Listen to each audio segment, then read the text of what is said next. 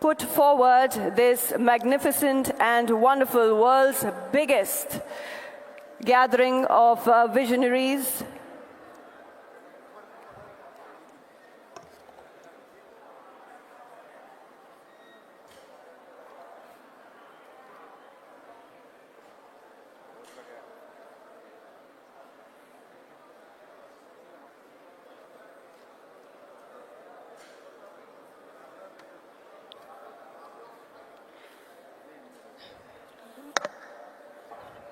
Yes, ladies and gentlemen, as I was mentioning before, that this first Bharat Summit in Hyderabad that we are witnessing here today, organized by the Telangana government, yes, under the leadership of Shri Rahul Gandhi ji, Shri Mallikarjun Kharge ji, Honorable Chief Minister Shri A. Revanth Reddy Garu, and Deputy Chief Minister Shri Mallubhatti Vikramarka Garu.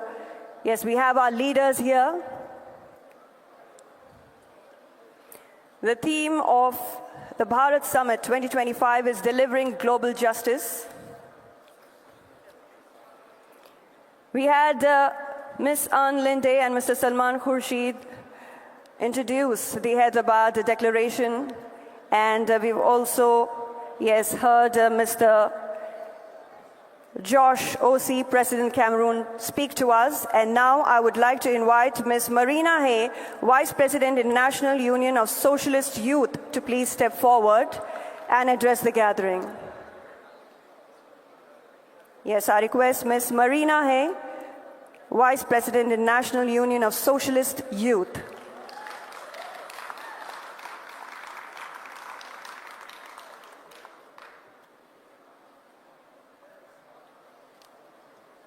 Thank you so much.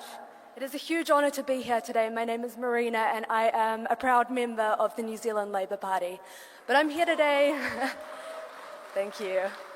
But I'm here today to represent the International Union of Socialist Youth, which was founded in 1907 to confront growing nationalisation and nationalism and militarisation, much like we face today. But we are now an organisation of 136 member organisations from 100 plus countries around the world. I've been very pleased today to see so many young people involved in this conference, and it's been an honour to have so many UC delegates represented across the panels.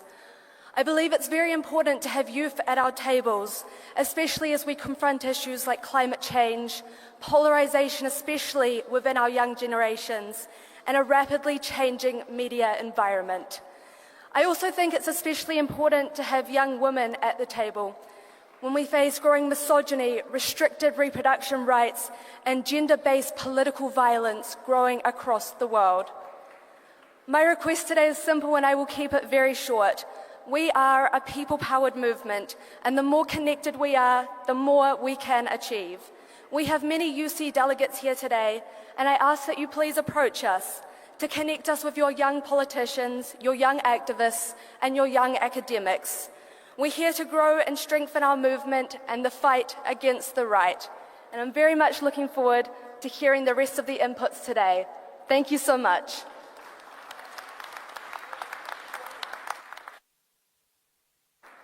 Thank you so much, Ms. Marina Hay there. Thank you so much for the remarks. I now request Ms. Jessica Ortega, Citizens Movement, Mexico, to please step forward and address the gathering. Ms. Jessica Ortega, ladies and gentlemen.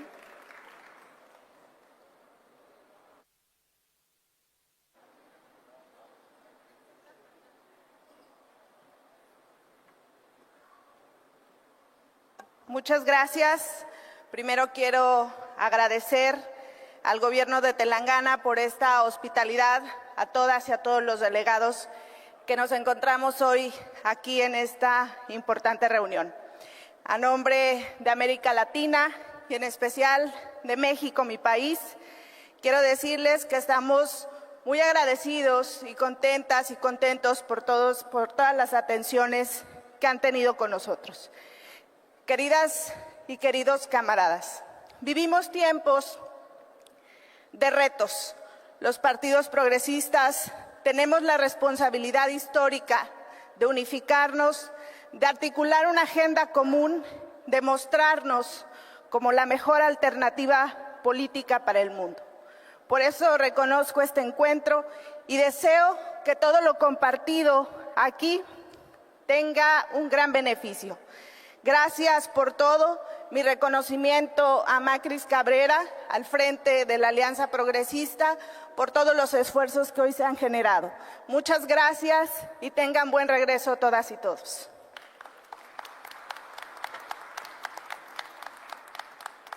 Thank you so much, Ms. Jessica Ortega.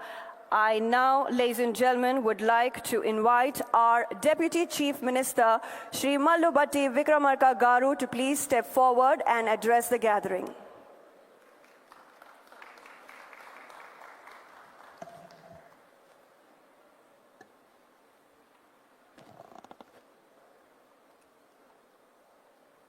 Respected our beloved leader, Sri Rahul Gandhi ji, Leader of Opposition Lok Sabha, Honorable Chief Minister Sri Revanth Reddy Garu, my cabinet colleagues, senior leaders from AICC and NDA Alliance, leaders of Progressive Alliance and Progressive International, and all the delegates. I am privileged to welcome all of you to the ongoing Bharat Summit on behalf of Government of Telangana.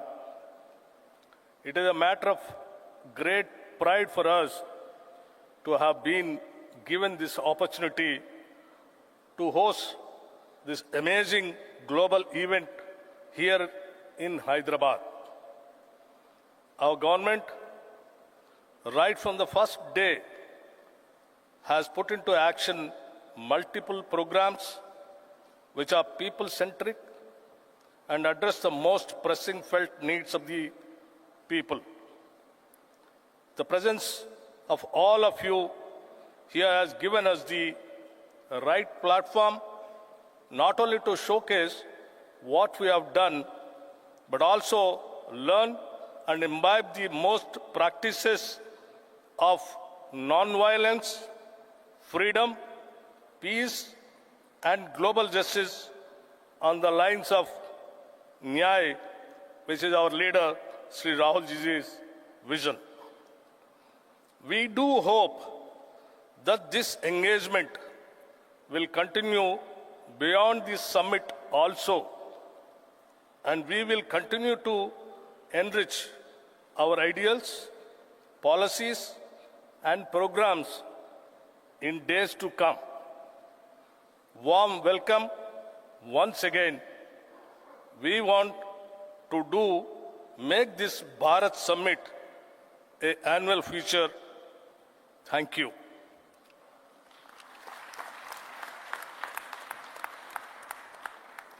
Thank you. Thank you so much, sir, for the remarks, and thank you for the inspiring words.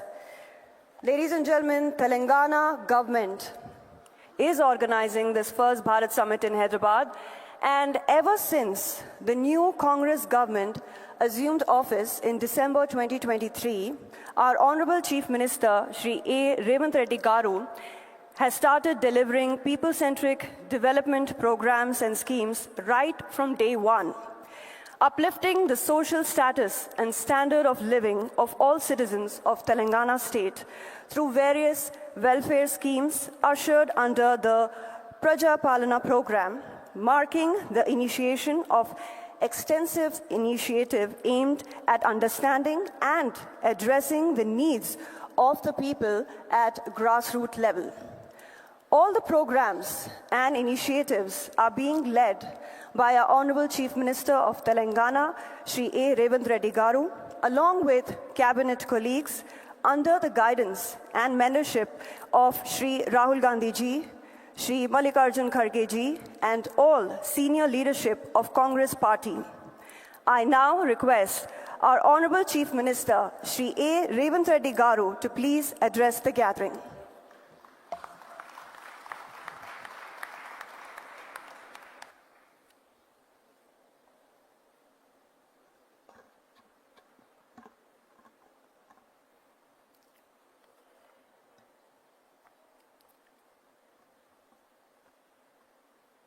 Good afternoon, friends. It is an honor to speak at the Bharat Summit. Leaders, intellectuals, change makers, and activists from different countries, I welcome you to the state of Telangana and its vibrant capital, Hyderabad. Telangana has a rich history, tradition, culture, and heritage. We were part of state called Andhra Pradesh and fought for many decades for separate state. The leadership for education came from students, trade union workers, farmers, and women. It's because of their fight we got separate state. However, for 10 years, dreams and aspirations of people were not fulfilled. They were deeply disappointed. When Congress government got elected, expectations were high.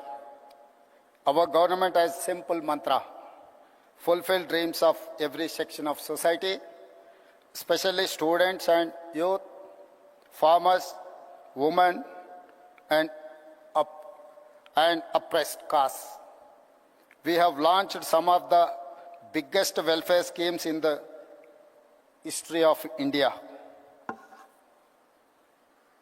On August 15, 2024, we paid rupees 20,617 crore to 25,50,000 farmers totally debt-free. On India's Independence Day, farmers of Telangana found free from debt. This is biggest loan waiver in India for any state. Farmers in my state get 24/7 free power. We gave a crop input subsidy named by Rait Bharosa of rupees 12,000 per year per acre of land.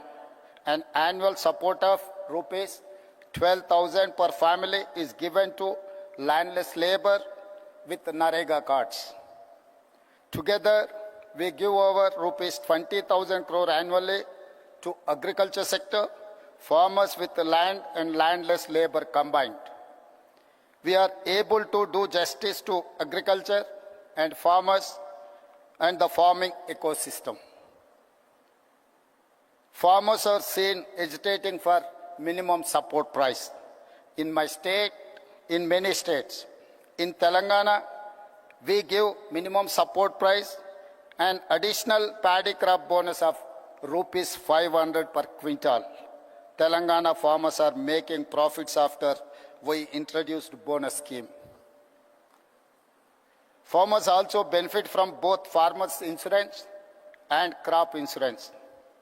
And also students were at the forefront of Telangana education, but nothing was done for them. Their education or employment opportunities. Many youth pass out from college with a certificate, but no skills. For such youth, we started the Young India Skills University. There were no government job recruitment or notifications. When we took charge in the first year, we could fill over 60,000 jobs in government. We now launched Raju Yuva Vikasam to fund startup dreams, covering 5 lakh youth. The Congress party has a history of understanding what people need to different times and make policies to address those needs. Pandit Jawaharlal Nehru, first Prime Minister of India, focused on irrigation and education. Srimati Indira Gandhi focused on removing poverty through programs for roti, kapda or makan. The next 3 Congress Prime Ministers, Mr. Rajiv Gandhi, P.V. Narasimha Rao and Manmohan Singh focused on modernization, development and global technology revolutions like telecom and software. It is they who made it possible today for India to be 5th largest economy in the world. Our top priority is education, health and employment opportunities.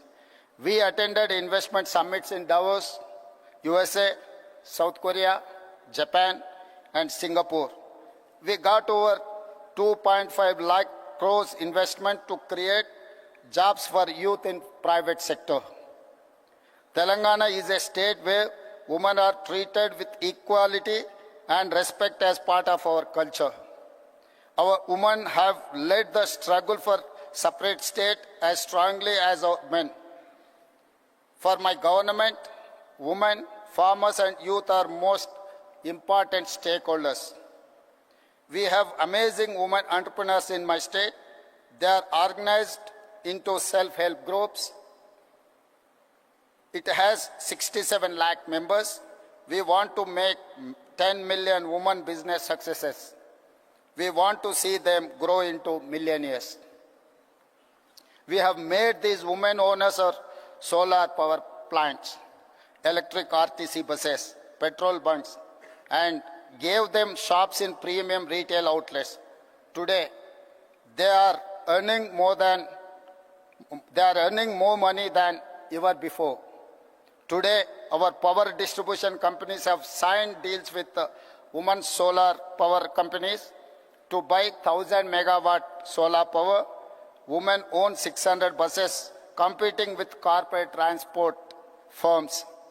Our women entrepreneurs are competing with Adani, Ambani, and big corporates in running these solar plants, EV buses, and have shops in the highest street retail at Shilparamam.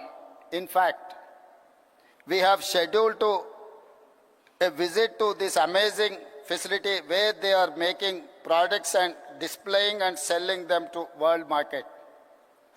You will see their faces, happy and proud, because they own businesses next to top global companies like Microsoft, Google, HCL, Infosys, etc. House is a matter of pride, dignity and identity for every family. We want to make every woman in my state a house owner. As part of India Indirama Illu scheme, in first year we have given 22,000 crore to 4,50,000 families to build their own houses. Today, women have free public transport in RTC buses across the state. So far in 15 months, we have spent 5,000 crore on the free bus scheme for women.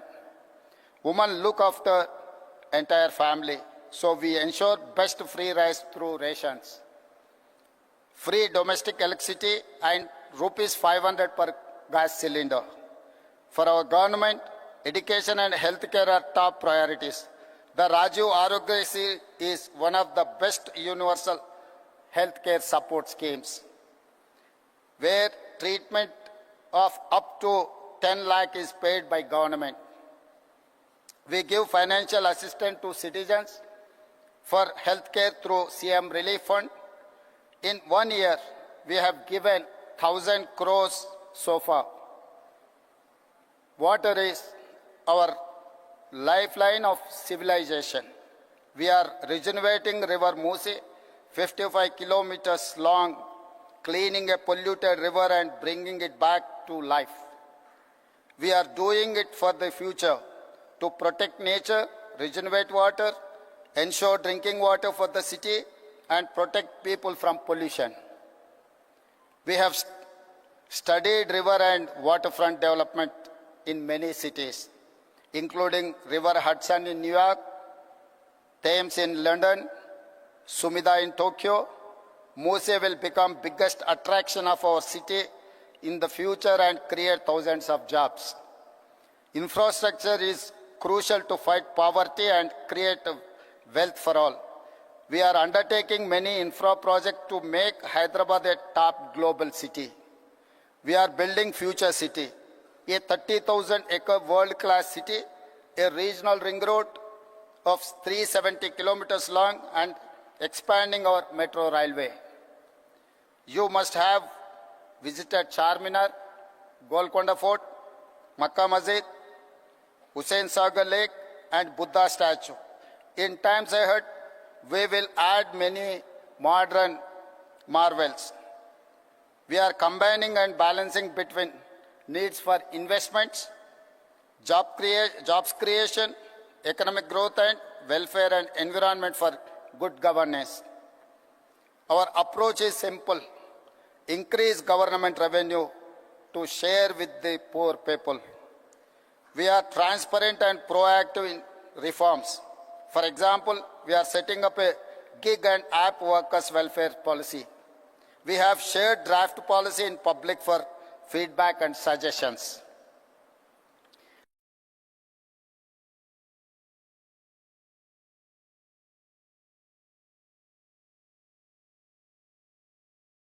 Every week, officials, MLAs, MLCs, ministers, and chief minister listen to people's grievances to address them.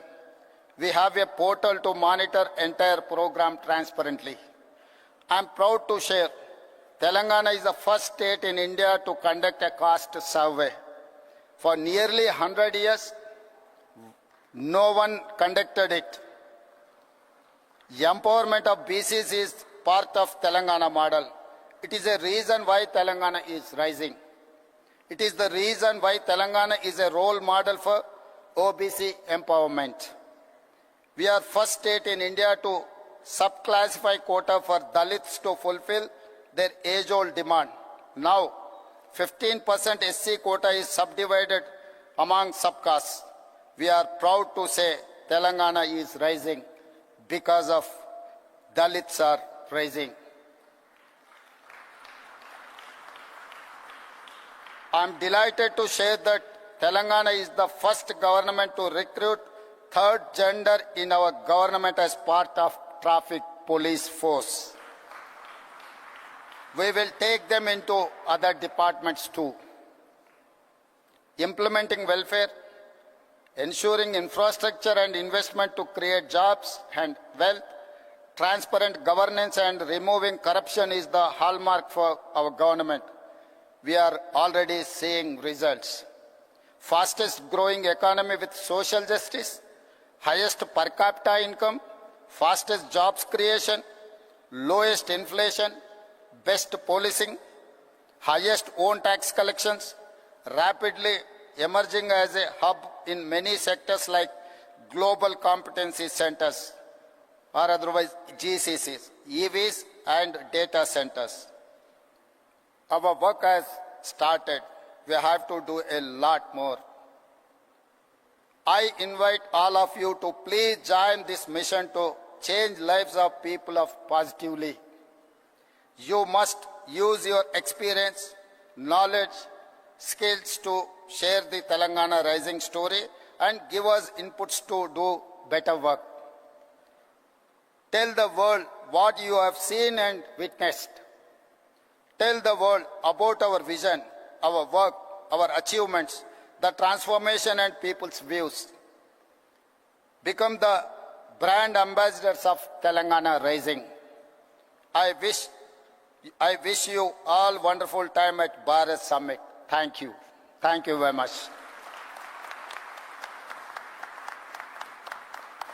Thank you so much, our Honorable Chief Minister. Thank you for the motivating and inspiring words. And as a Telangana citizen, I am proud that my state is hosting the world's biggest gathering of visionaries, of progressives. And yes, I'm sure that with our Honorable Chief Minister's development vision of Telangana, Telangana Rising, we will definitely be attracting a lot of investors and entrepreneurs from across the world.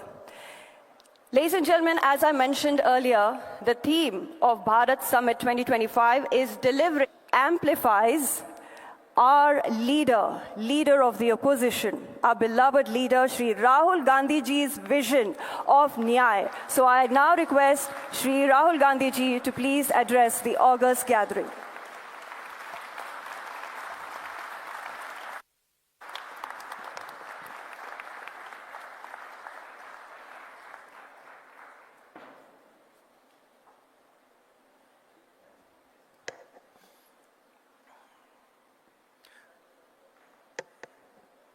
I'd like to welcome all the delegates from different countries who have come here for the summit. I'd also like to begin by thanking you for standing in solidarity with us against what happened in Kashmir a few days ago. I apologize. I was supposed to be here yesterday, but I was forced to cancel my visit here yesterday because I had to go to Kashmir and meet some of the injured people. I'd also like to thank Revant Reddy ji and the Telangana government for hosting this wonderful summit.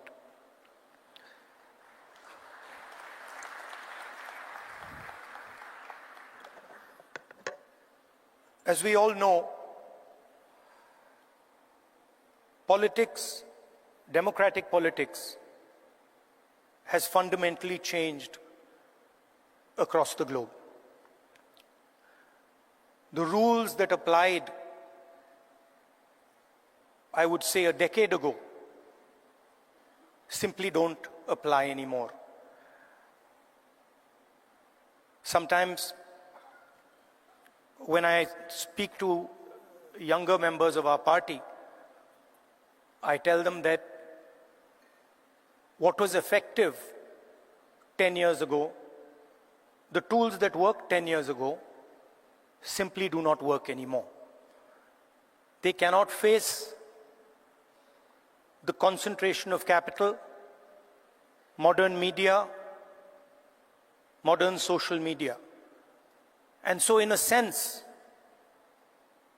the old politician is dead, and a new politician, a new type of politician has to be constructed. And that really is the challenge in front of all of us. What does this new politics look like? What are the ideas that emerge from this new politics? I'm sure you've had a deep discussion about policies, about how we should think about education, how we should think about regaining the democratic space, how we should think about healthcare. And each one of us has a particular view on that. So I'm not going to delve too much into the policy positions. I'm going to talk about what I think is the correct lens with which to approach our politics. Some years ago, we in the Congress party felt completely trapped and isolated. This new politics, aggressive politics, a politics where the opposition is not talked to, but the idea is to crush the opposition. And we found that all our avenues were compromised. The media, the general atmosphere did not allow us to operate the way we would like. And so, we reached back into our history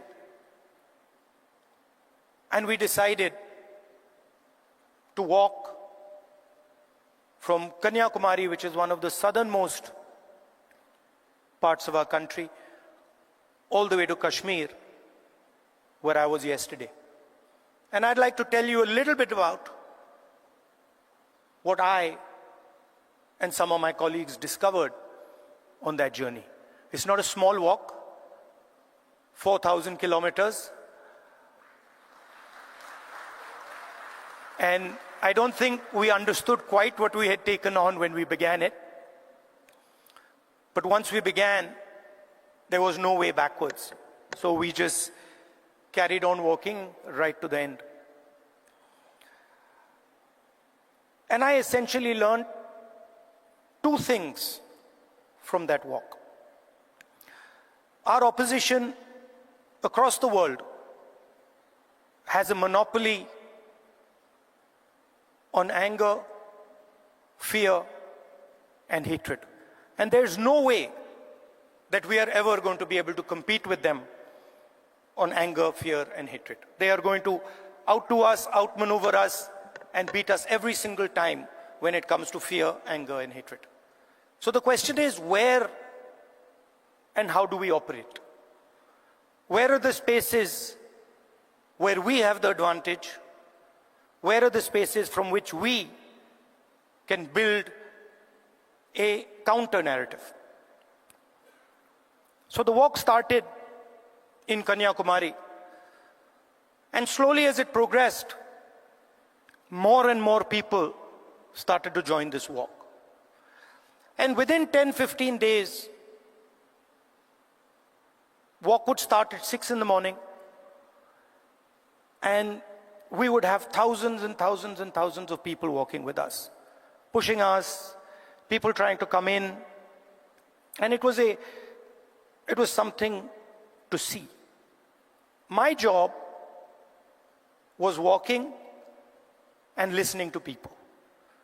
And the one rule we had was that anybody, regardless of who he is, who she is, should be able to come to the center of where we were walking and have a conversation with me or the other leaders there. And so we followed this rule rigorously.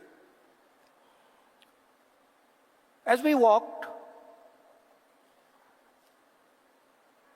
we talked and walked and talked and walked.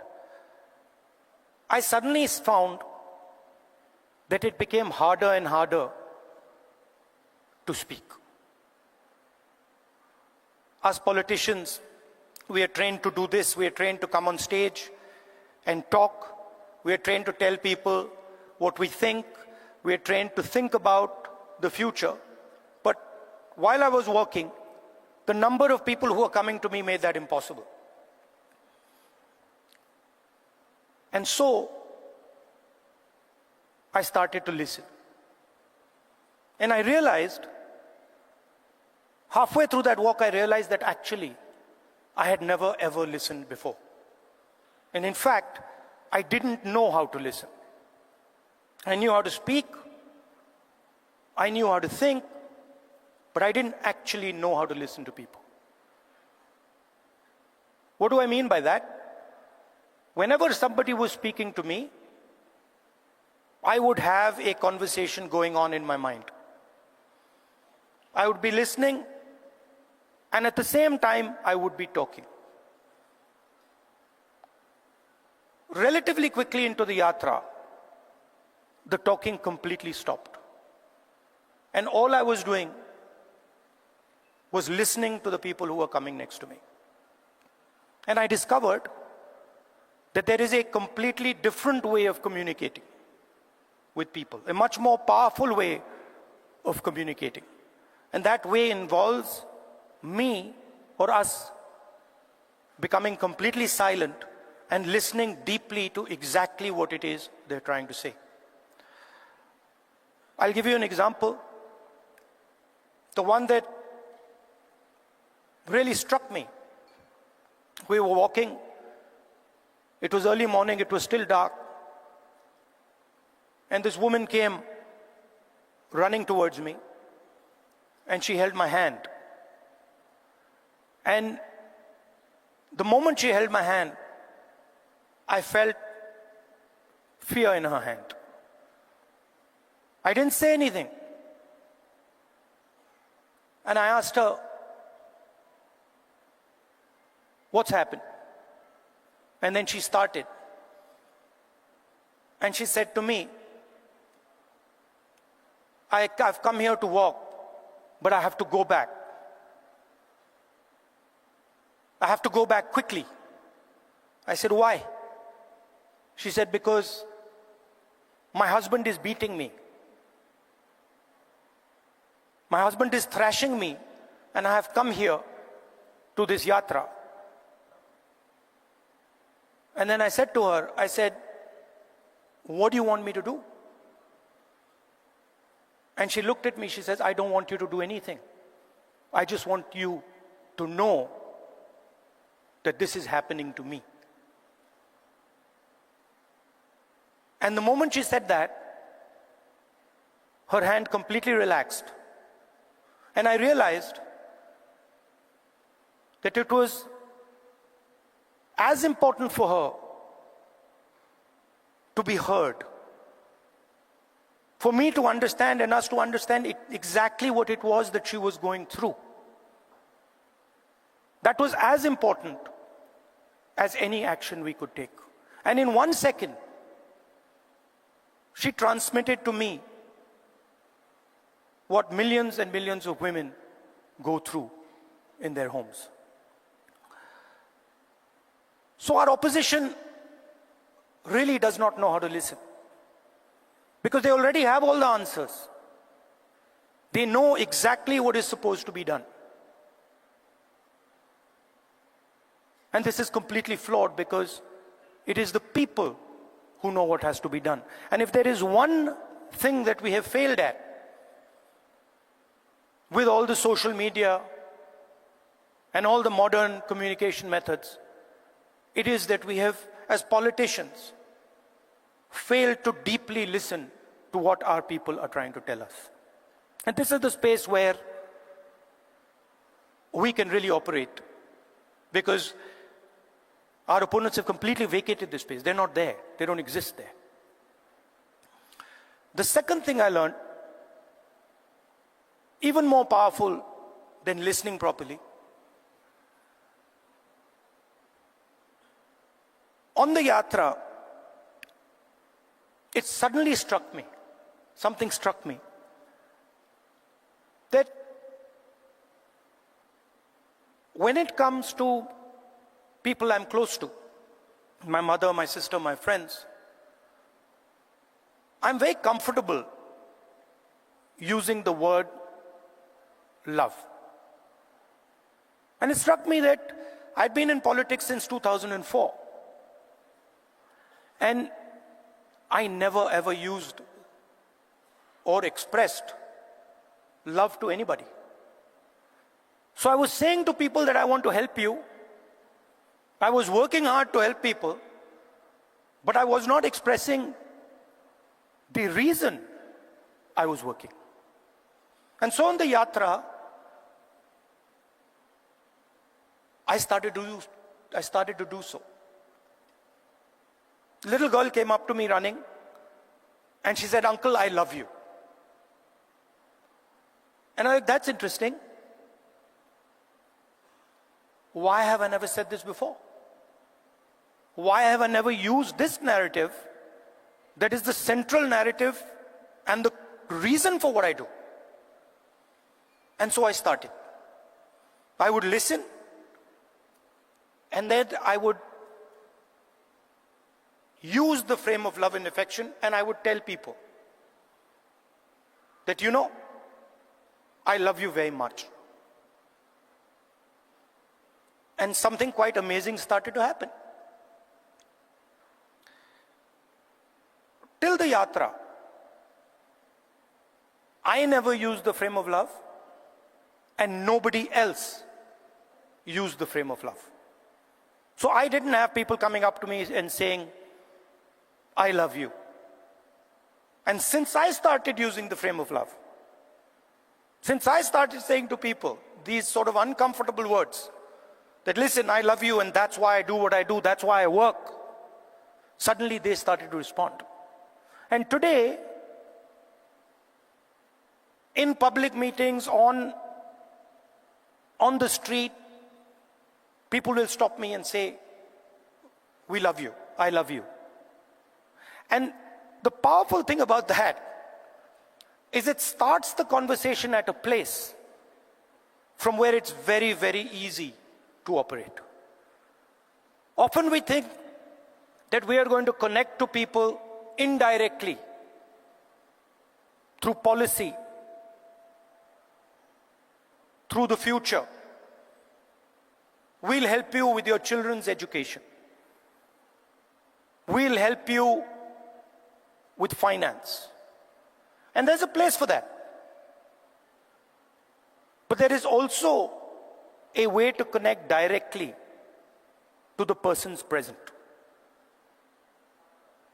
Directly saying to them that the reason I'm standing here and the reason I'm doing what I do is because I have affection, love and affection for you. And it has completely changed my politics. It has made my life so much easier. It has made my ability to connect with people so much easier, I cannot tell you. On the yatra, we got a slogan.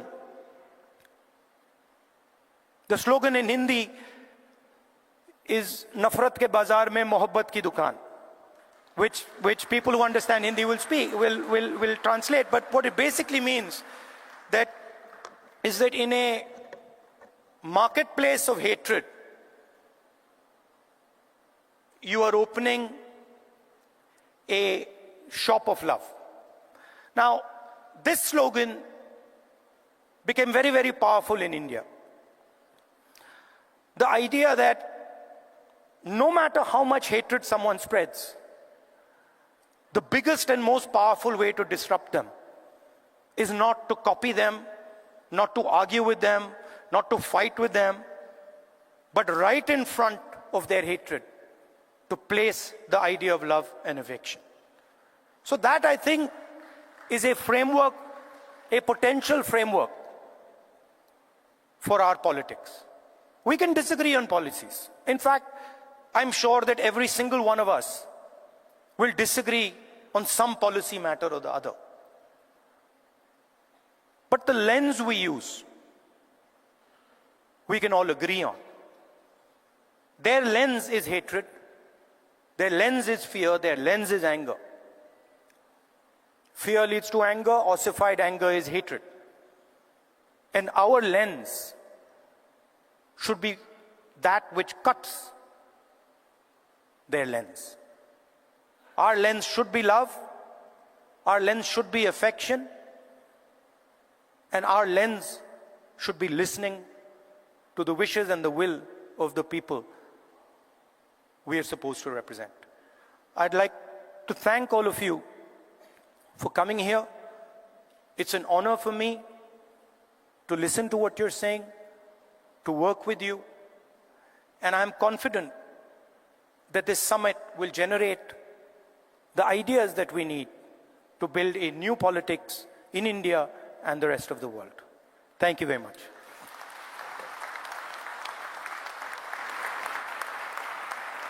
Thank you so much, Shri Rahul Gandhi ji, ladies and gentlemen, always motivating and inspiring us. And through this Bharat Summit, our leaders, Srimati Sonia Gandhi ji, Shri Rahul Gandhi ji, and Shri Mallikarjun Kharge ji, we hope to start, and we have, I should say, already started, a global progressive movement where we want to show that Swaraj, Ahimsa, Satya, and Aparigraha are the only way to create a just and liberal world order. Ladies and gentlemen, we now will be watching a solidarity video message from Mr. Wayne Swan from Australia. So can we have the AV, please?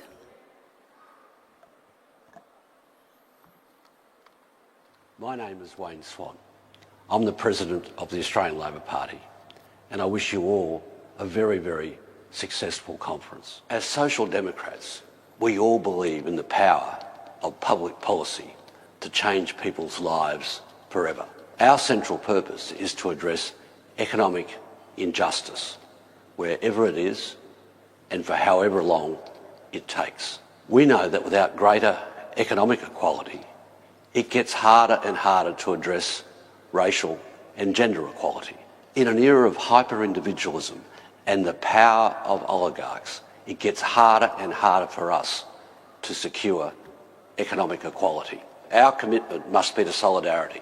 We need to recognise that each of us have a stake in each other's success. To win the battle of ideas, we need a dedicated party organisation. Party activism has never been more important, particularly with the rise of fascism and the power of oligarchs in countries like the United States. Around the world, democracy is in decline. The far right is on the march. It's within our power to resist these trends and to build a new social democracy that will deliver greater equality and justice for working people. In the United States, we see a government of billionaires, for billionaires, and by billionaires. Democracy in that country is under threat. And around the world, we see the survival of the fittest mentality emerge from the far right. My message today is that we can defeat the oligarchs, we can defeat the far right, if we have the right set of policies and the right amount of activism. There is no substitute for a dedicated party organisation and a policy platform that appeals to working people. And no policy objective is more important than making sure that everyone has the capacity to work and has the security of a social safety net, particularly in health and education. So our challenge is to connect, to motivate our members so that we can build a fairer society and a more prosperous economy. So much, Mr. Wayne Swan there. And now, ladies and gentlemen, we have a solidarity video message from Mr. Lars Klingbeil from Germany. So can we have the AV, please? Dear comrades and friends, dear Rahul Gandhi, on behalf of the Social Democratic Party of Germany, I would like to convey to you the warmest greetings. I would like to thank Rahul Gandhi and the Indian National Congress for hosting this international conference. Unfortunately, I cannot take part today. As many of you know, we are in the midst of forming a government in Germany. Dear friends, the issues we're facing in Germany and in Europe are closely connected to the topics you are discussing on your conference. Our international rule-based order has come under great pressure. Almost on a daily basis, we are witnessing attempts to disrupt, to undermine, and to circumvent the rules, values, and institutions that define and structure the very ties that bind us together in this world. Unfortunately, we are witnessing the increased questioning of these achievements. Threats, blackmail, and strong armed tactics are replacing negotiations and the belief in corporations and the search for common interest. Attempts are being made to replace the rule of law with the rule of might. These developments must be stopped. We need to return to the universal acceptance of the rule of law. We need to strengthen and improve the institutions of our international rule-based order. Dear Rahul and dear friends from the Indian National Congress, I would like to thank you for organizing and hosting this international conference. In the face of recent developments, an international conference that aims to discuss how to deliver global justice is more than timely. I take it as a sign for hope that members from Progressive Alliance, Progressive International, and a delegation from the Socialist International are convening together on this weekend in India. This conference and the work you are doing is vital to find the answers to the pressing questions of our time. In order to battle the rise of right populists, we need progressive, democratic, and social responses. Dear comrades, this conference is an important step to the right direction. I look forward to further strengthen our cooperation.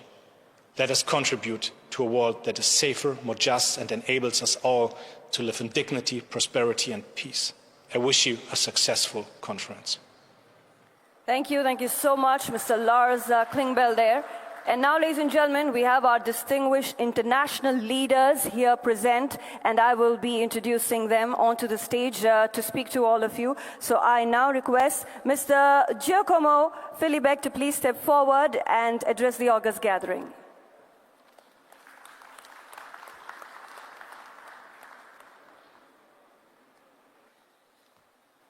Namaste. Leader of the opposition, Rahul Gandhi, Chief Minister, members of the Indian National Congress, members of the Progressive Alliance, fellow progressives. Before I begin, allow me to express on behalf of the Party of European Socialists our heartfelt condolences for the tragic loss of life in the Kashmir region. The grief of the families, the pain of communities must not go unnoticed. We stand in solidarity with all those affected and reaffirm our belief that peace and human lives must never be sacrificed for political gains. As we speak now, in these very hours, in my hometown, in Rome, the funerals of the Holy Father, Pope Francis, are taking place. More than 140 heads of governments are coming in Rome to pay respect to the late Pope Francis. However, I doubt that all of them have understood or shared his main message about human dignity in this planet. We talk about global justice here. The message of Pope Francis is that there cannot be peace, there cannot be human dignity, there cannot be solidarity without justice. And we hope that his legacy and his ideas will resonate, especially in all those attending the funeral today. In today's complex political landscape, we must carefully evaluate the spectrum of governmental actions, identifying those that align with democratic processes and denounce those that dangerously deviate from them. As you all know, because you are all involved in politics, there are political decisions taken by our adversaries in government which we can disagree with, and yet we can understand them. Some of their policies may be damaging, and yet we know where they come from. Some of their moves and tactics would be seen as despicable, and we would challenge them, demanding corrections. And yet, we could consider them a tolerable part of the alternance of power dynamic in functioning democracies. But then, there are some policies, some decisions, some actions, some narratives that are beyond our understanding, that are destroying the very fabric of our democratic societies, and that are beyond the human logic. In these very days, and in the recent years, we have witnessed a multiplication of those actions in many corners of many regions of our planet. Our task is to call those actions by their names, as criminal as they are. If we fail to denounce those actions, we will be accomplices in normalizing practice that prevent from the start any attempt of achieving social justice. Few examples. Can there be social justice in Turkey if academics, journalists, politicians are in prisons, where political plurality, a key component of democracy, is under attack, as it has been shown in the case of the arrest of Saladin Demirtas, the leaders of the Kurdish minority in 2016, or the very recent arrest of Imamoglu, the mayor of Istanbul, who was said to be the real challenger of Erdogan and the winner of that competition. Can there be social justice under those conditions? Can there be social justice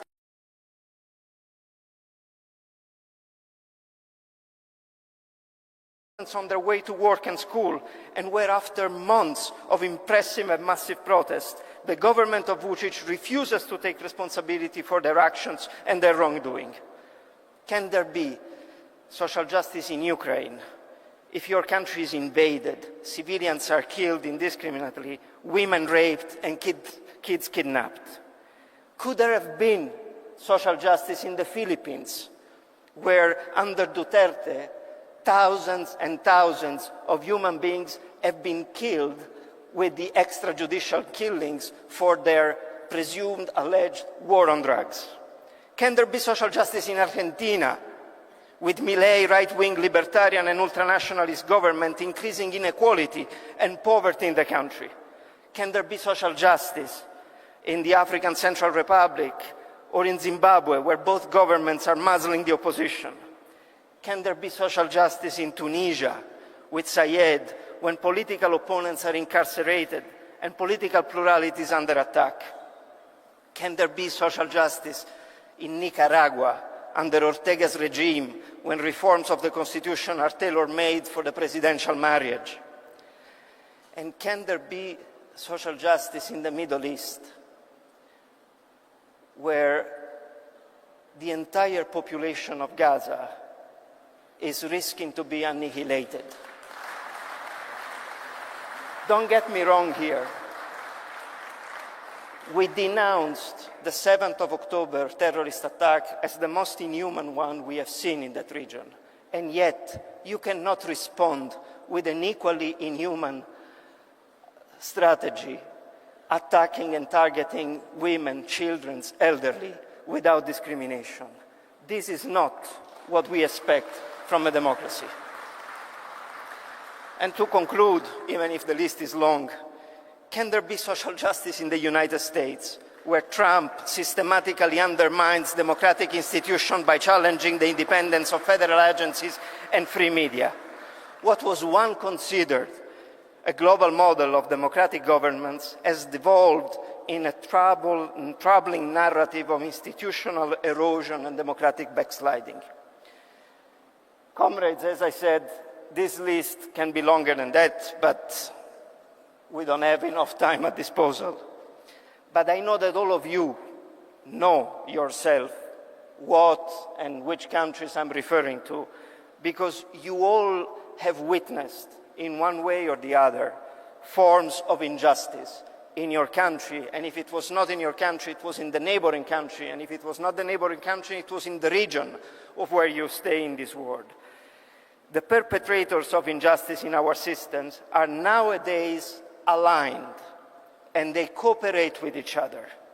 They speak the same language, and it was very eloquently said by the leader of the opposition, Rahul Gandhi, of hate and discrimination. We must dismantle the fear of the other and replace it with a narrative of unity, dignity, and shared progress. For all these reasons, it is of utmost importance that we all mobilize as progressive forces in unity around the world. We need to reinvigorate the global progressive movement, one that is driven by the belief that a better world is possible. For us to succeed, it is essential to deepen our links with all players like-minded around the world. And together, we can build a common narrative and have a common voice to face this fragmented world that lies ahead. Yesterday was the 80th anniversary of the liberation of my country, of Italy, from the Nazi fascist occupation. We must never forget the sacrifice of the lives of the resistance movements in a country like Italy. Their sacrifice is what allowed the generation afterwards, like mine, to enjoy a system where human rights, freedom of speech, democratic practices are possible. There are forces in this world that are trying to push us to forget that sacrifice or to minimize it. We shall never allow this to happen. And the best way to do it is to unite ourselves under the leadership of leaders like Rahul Gandhi and all the leaders of our parties to make our voice heard in every region of the world. Bella ciao.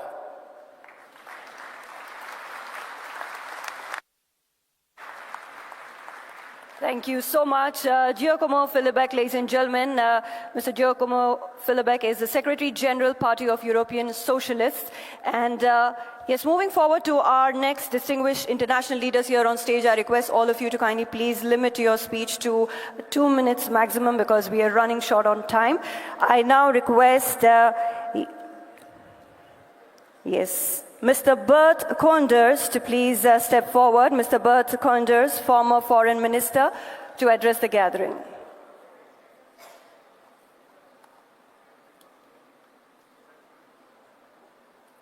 Yes, I now request Mr. Bert Koenders, former Foreign Minister, to please address the gathering.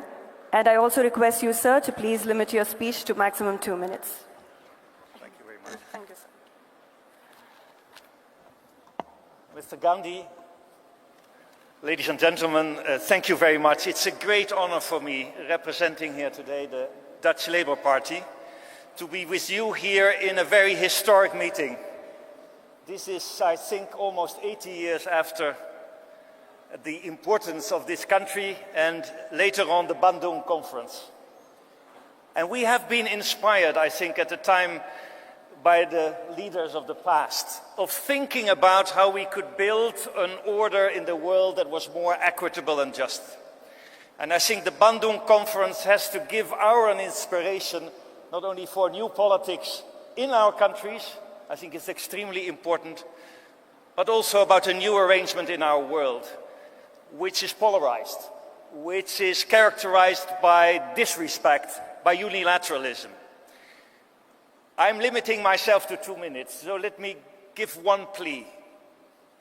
It is very urgent in a time of beggar thy neighbor policies, of unilateralism, of inward-lookingness, that together the spirit of Bandung is coming back, inspired by your party, as a force for the Progressive Alliance to work on a new deal between the South and the North. India can be in the lead, Europe can be in the lead. We need a real deal for respectful multilateralism, not only in terms of justice and human rights. I think it's absolutely key. It was just mentioned. Thank you very much. We're in a time of repression, of respect of human rights. Never have been so many people and journalists being killed around the world. But it's also about an equitable economic order. And I think in that respect, the big announcement we're going and have made today on a new beginning for international justice should lead to concrete action. And thank you very much, all of you, in this great city of Hyderabad, to create a new Bandung. A Bandung worldwide with respect for each other, respect for human rights and international justice. Thank you very much.